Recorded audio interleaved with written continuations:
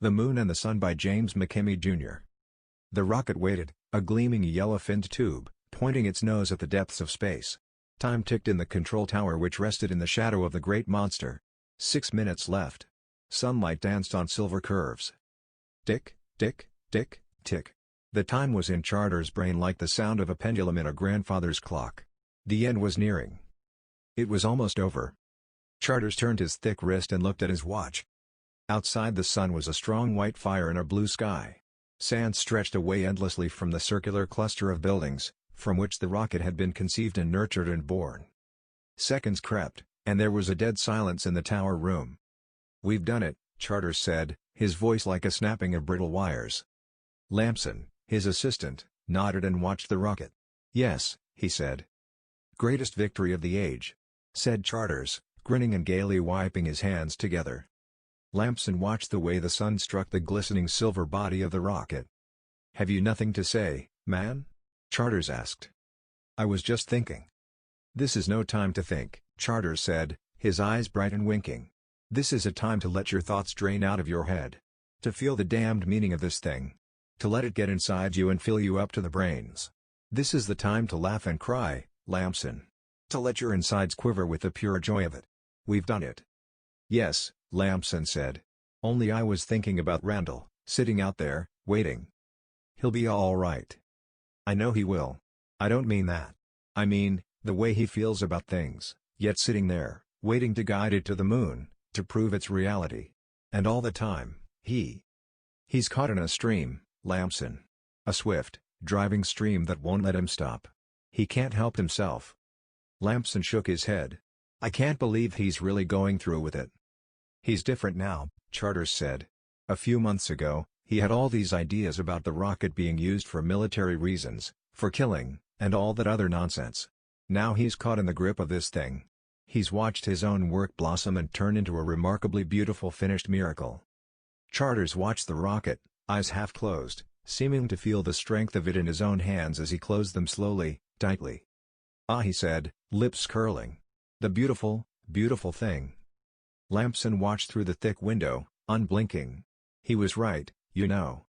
"Who was right?" "Randall. He was right about this rocket. We won't use it for anything but just another weapon. All this work and planning.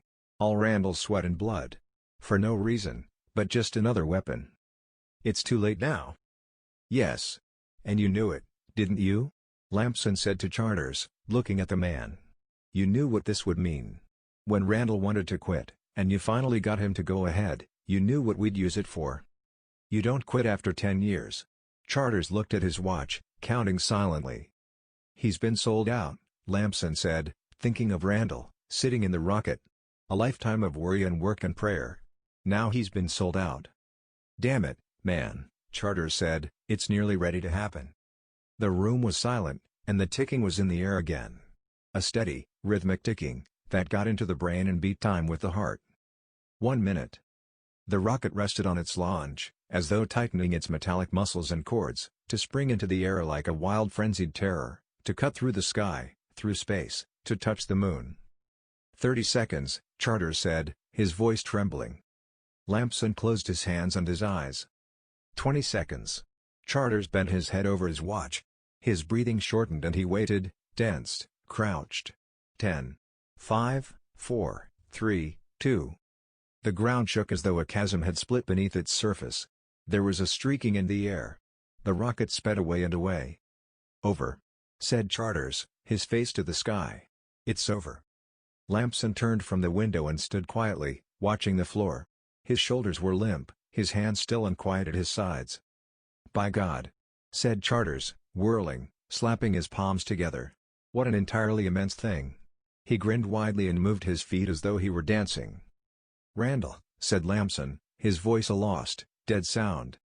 "Randall, Randall," Charters mimicked. He moved about quickly, this way and that, waving his hands, grinning. "This is much greater than Randall." Lamson was silent while Charters cracked his hands together. "The moon," Charters breathed. "The moon." There was a loud shuffling outside the door then, and suddenly the door swung open and a wide-eyed man in the white coveralls stood, staring at Charters. "What's the matter?" said Charters, freezing. "I can't believe it," said the man. I really can't believe it." "What, man?" said Charters, moving toward the door. "Mr. Randall. He just climbed out of the rocket and walked away. 6 seconds before it went up." Charters stopped, staring with wild eyes. His face colored. Rage choked his voice. "Why?" barked the man. Lamson stood at the window, his eyes lighting. He smiled, then laughed. And far away, a gleaming yellow-finned rocket drove up, finding the path through space that would carry it, alone, past the moon, to the sun.